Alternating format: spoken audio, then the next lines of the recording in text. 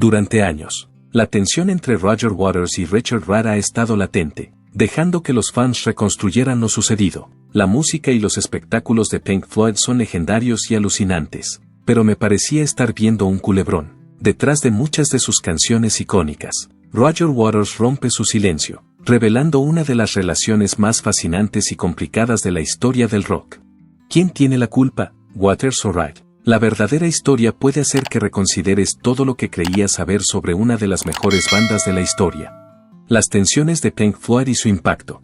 1979 fue el año en que Pink Floyd se encontraba en la cima de la industria musical. Habían llegado a un punto importante en el proceso de creación de The Wall, un ambicioso álbum que acabaría convirtiéndose en uno de los discos conceptuales más renombrados de la historia de la música. Por otra parte, a pesar de que la música era revolucionaria, el ambiente dentro de la banda era, por decirlo suavemente, menos armonioso. Los conflictos creativos, las luchas de poder, los dobles controles y las rencillas a fuego lento hacían que una discusión sobre la cena de Acción de Gracias pareciera un juego de niños. En todo este drama, Roger Waters y Richard Rudd eran las fuerzas motrices. Roger era el fogoso líder de la banda y no hacía prisioneros cuando se trataba de creatividad. Richard, por otro lado, era el genio silencioso cuya magia con el teclado dio a Pink Floyd su característico sonido ensoñador.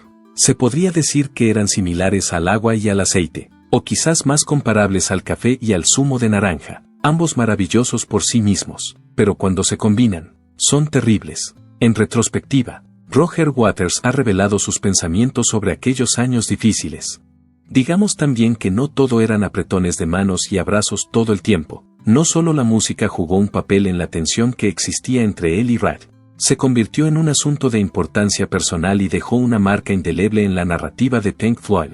Pero bueno, una banda de rock no sería lo mismo sin un poco de caos, ¿verdad? Sin embargo, al principio, todo se trataba de trabajar juntos como un equipo. El sonido etéreo y experimental de Pink Floyd fue moldeado en gran parte por Rudd, que era una fuerza formidable. El trabajo de teclado que hizo en canciones como As and Me The Great Gig in the Sky era tan increíble que podías tener la impresión de que tenía una conexión directa con otra dimensión. Álbumes como The Dark Side of the Moon y Wish You Were Here no solo vendieron millones de copias, sino que se convirtieron en monumentales hitos culturales. Además, una parte importante de ese éxito puede atribuirse a la habilidad de Rudd para componer música que daba la sensación de flotar por el espacio. Sin embargo, a mediados de la década de 1970, las cosas empezaron a cambiar. No era solo que Roger Waters se encargara de la navegación, mientras construía esencialmente el barco, también trazaba el rumbo e instruía a todos los demás para que remaran con más fuerza. Aunque su visión para Pink Floyd era extremadamente centrada, lo que era beneficioso para la música de la banda, era perjudicial para la moral de la banda. Rudd, como persona relajada e introspectiva que era, no encajaba precisamente bien con la actitud de Roger de todo o nada. Para cuando grabaron Animals en 1977, las grietas en su relación habían llegado a un punto en el que eran más que visibles, eran fallas en toda regla. La tensión entre Rudd y Waters era tan sutil como un solo de batería a las 3 de la mañana en un barrio tranquilo. Las contribuciones de Rudd estaban cada vez más marginadas, y la tensión entre ellos iba en aumento. La preocupación que Waters tenía por el control no era una simple manía psicológica, sino que era comparable a un trabajo a tiempo completo. Las contribuciones de Rudd empezaron a disminuir a medida que se establecía como director creativo del proyecto. Además de empeorar las cosas, el comportamiento reservado de Rudd y su falta de voluntad para desafiar el statu quo hacían que la situación fuera incómoda. Era como un amigo en un proyecto de grupo que hacía su parte pero no discutía cuando otro se llevaba todo el mérito del proyecto.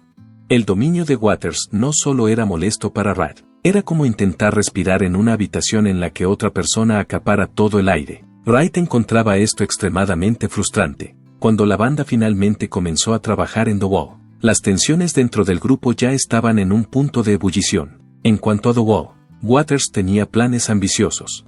Pregunta rápida, ¿cree que la tensión no resuelta puede alimentar la creatividad? Comente 1 para sí, 0 para no. Veamos cuál es la postura de los aficionados. El exilio y las luchas personales de Roger Waters. En concreto, deseaba que fuera una exploración profunda de los sentimientos de alienación, aislamiento y confusión mental. Parece un buen momento. Además, exigía nada menos que la perfección de todos y cada uno de los individuos. Sin embargo, para Wright, que ya tenía problemas personales y una crisis de confianza en sí mismo, era comparable a intentar correr un maratón con un esguince de tobillo. Wright fue acusado de no dar la talla por Waters, que nunca fue de los que endulzan las cosas. Waters también pensaba que los esfuerzos de Wright eran insuficientes. Fue necesario que los demás miembros de la banda intervinieran como árbitros porque las discusiones llegaron a ser muy acaloradas. Sin embargo, no resultó muy útil. Finalmente, Waters reveló la carta definitiva. Él oyó durante la conversación. El muro no se habría construido si Wright no se hubiera ido. Dadas las circunstancias, Wright tomó la decisión de renunciar a su puesto como miembro a tiempo completo. Solo en calidad de músico de sesión siguió trabajando para The Wall y sus actuaciones en directo. Para alguien que había sido un miembro tan importante de la banda, equivalía a ser degradado del puesto de mariscal de campo al de aguador. No solo fue embarazoso para él profesionalmente, sino que también tuvo un profundo impacto en él personalmente. Durante este tiempo, Waters reforzó su control sobre Pink Floyd, transformando la banda en un patio de recreo creativo para su propio uso. Después de su partida, Wright intentó lanzar un álbum bajo su propio nombre llamado What Dream. A pesar de que la música estaba llena de su característico estilo melódico y de sincera emoción, no incendió precisamente las listas de éxitos. La crítica lo acogió con indiferencia y las ventas, por decirlo suavemente, no fueron especialmente impresionantes. Si el álbum hubiera sido una fiesta, solo habría asistido un pequeño número de personas, que se habrían marchado antes de tiempo. Según Wright, que ya experimentaba un sentimiento de depresión, este fue un nuevo golpe a su confianza. Wright ya no formaba parte de Pink Floyd, pero el vacío que dejó seguía siendo notable. The Final Cut, publicado en 1983, fue un álbum en solitario de Roger Waters con músicos de acompañamiento. El ambiente era sombrío y lúgubre debido a la ausencia de la chispa etérea que Wright siempre había aportado. Tanto los fans como los críticos se mostraron insatisfechos, expresando su decepción por el hecho de que la magia no hubiera sido la misma. Sin embargo, la banda parecía decidida a mantener en un segundo plano su drama no resuelto. En lo que respecta a Wright, su vida no se hizo precisamente más llevadera. Su matrimonio terminó en divorcio, y se encontró luchando contra el abuso de sustancias en medio de la confusión. Haber alcanzado la fama y ser expulsado de la banda que había ayudado a formar le dejó desorientado. Fue expulsado del club, que había ayudado a construir, y se vio obligado a ver cómo todos los demás participaban en la fiesta sin él. Luchó durante años para encontrar su equilibrio, luchando contra sus propios demonios interiores y aislándose de los demás. En el año 1985, Richard Wright era como el niño que estaba sentado en el banco viendo jugar a sus amigos. Sin él, Pink Floyd fue avanzando poco a poco. Tras sus conflictos con David Gilmour y Nick Mason, Roger Waters tomó la decisión de dimitir de su cargo, lo que supuso un giro dramático de los acontecimientos. Fue similar a una disputa familiar en la que el hermano más charlatán se largó. Como consecuencia de la marcha de Waters, la situación se volvió caótica y Gilmour se vio obligado a asumir el liderazgo de facto. ¿Tienes idea de lo que hizo Gilmour? Devolvió la llamada a Wright. Sin embargo, Wright no fue readmitido inmediatamente como miembro de pleno derecho a su regreso. El viaje de Pink Floyd y la dimisión de Roger Waters. En palabras de Pink Floyd, volvió como músico de sesión, que era su forma de decir, vamos a ver cómo va esto. A pesar de que no es exactamente un abrazo cálido, el progreso es el progreso. Wright no tardó en recordarles a todos por qué le necesitaban mientras se esforzaban por compensar un lapsus momentáneo de concentración. Fueron sus teclados los que dieron a canciones como Learning to Fly y Sorrow su sonido distintivo. Los fans empezaron a afirmar, sí, ese es el Pink Floyd que conocemos. Claramente, Wright era algo más que un acto secundario en esta producción. Era la atracción principal. La relación que Wright mantenía con Gilmour y Mason empezó a mejorar. A pesar de que las cosas seguían siendo incómodas con Waters. Supongamos que te encuentras con un examante en una fiesta. Al final, Enclosed Waters, conocido por su carácter notoriamente obstinado, admitió que Wright había sido un componente esencial de la magia de Pink Floyd. Con Wright, fue un momento agridulce y dulce a la vez, como ganar un premio pero olvidarse de dar las gracias a la gente que te había apoyado a lo largo de los años. Aún así, estaba de vuelta en el lugar al que pertenecía. Para aquellos que creen que Wright era la única persona con la que Waters tenía problemas, deben hacer una pausa y reconsiderar sus suposiciones. Hablemos de Roger antes de entrar en la emoción de la situación. Hay una historia que contar sobre el viaje de Roger.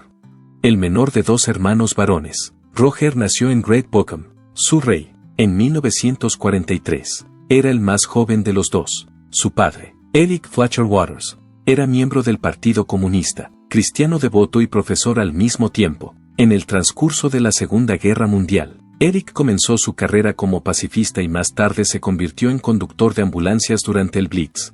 Roger solo tenía 5 meses cuando perdió trágicamente la vida en combate. Sin embargo, acabó alistándose en el ejército y finalmente murió en servicio activo. Tanto la vida de Roger como su música se vieron influidas por esa pérdida. Las canciones que ha grabado con Pink Floyd están repletas de temas de guerra y pérdida.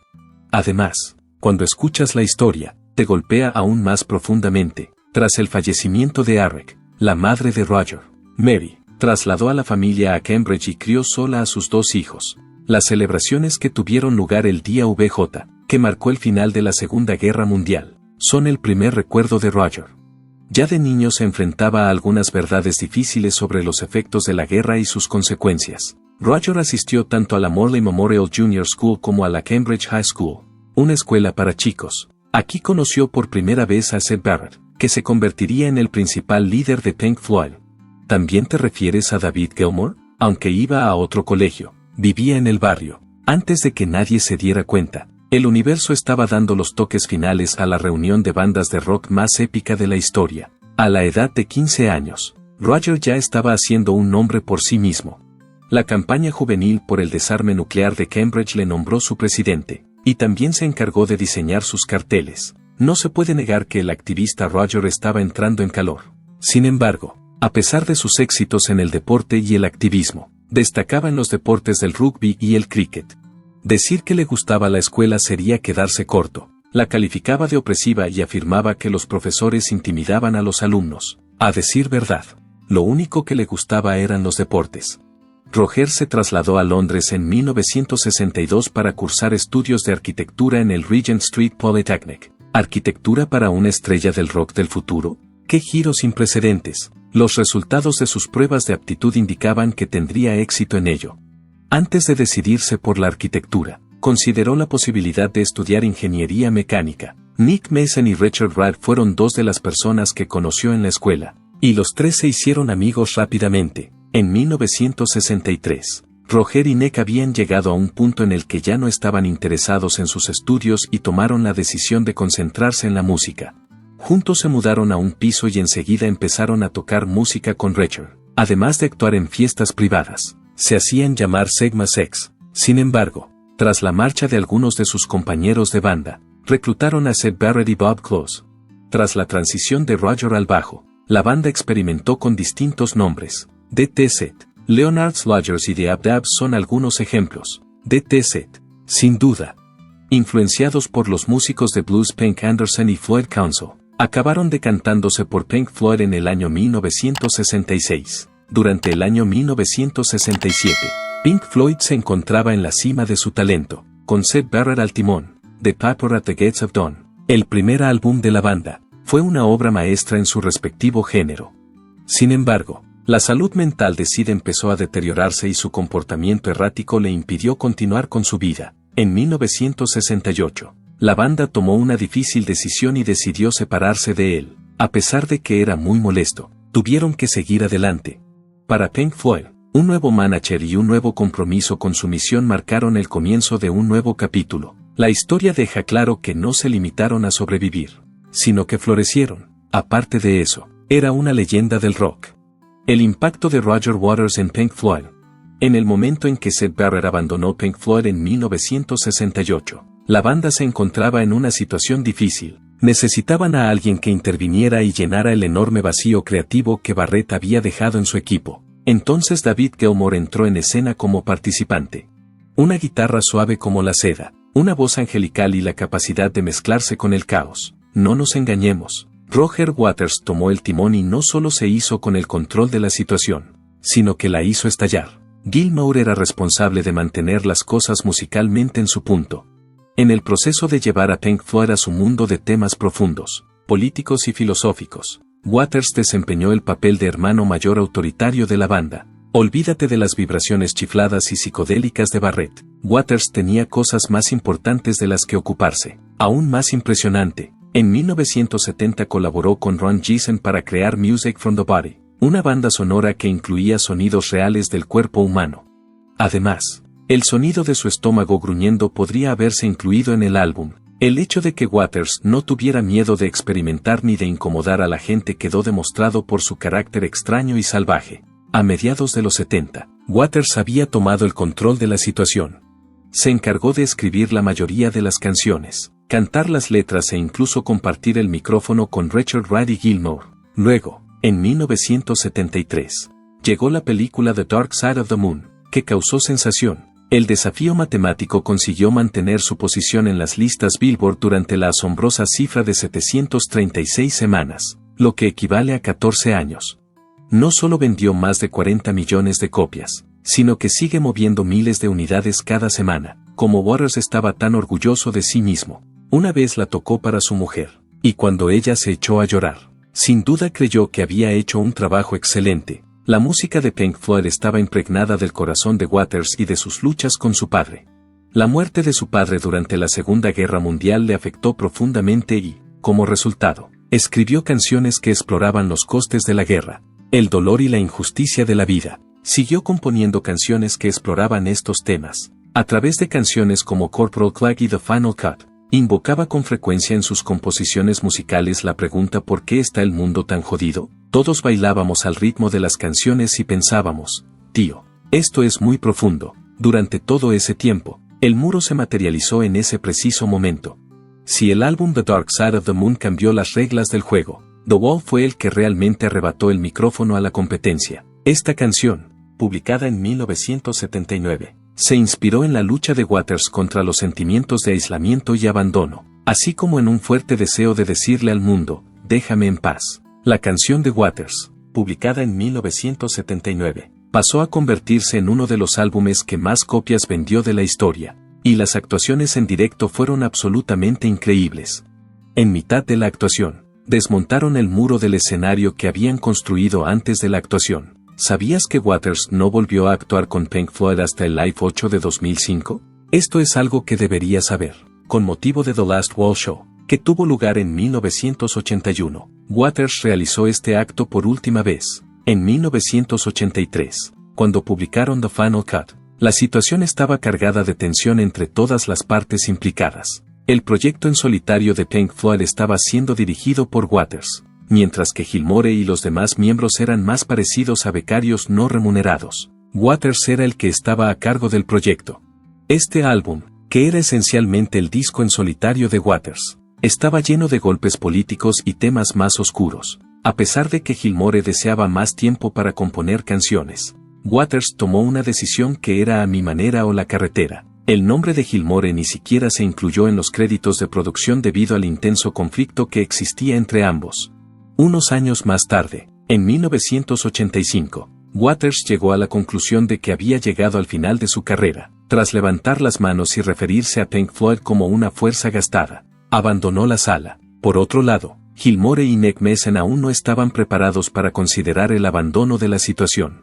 Los miembros de Pink Floyd querían conservar el nombre de la banda, pero Waters se empeñó en acabar con todo. Incluso se les comparó con Paul y Ringo actuando como los Beatles sin la presencia de John. Tras varios años de discusiones entre ellos, finalmente llegaron a un consenso en el año 1987. Durante el tiempo que Gilmour y Mason siguieron actuando como banda, Waters se aseguró de que el muro y el icónico caballo hinchable permanecieran en su poder.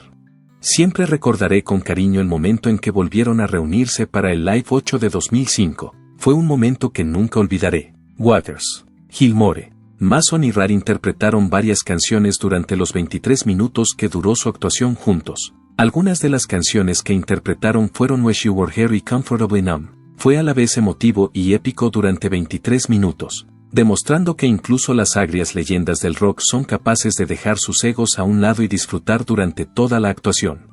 Tras su salida de Pink Floyd, Waters empezó a trabajar en proyectos bajo su propio nombre. The Pros and Cons of Hitchhiking, su álbum de debut, se publicó en 1984 y presentaba una perspectiva peculiar e introspectiva sobre el amor y la libertad.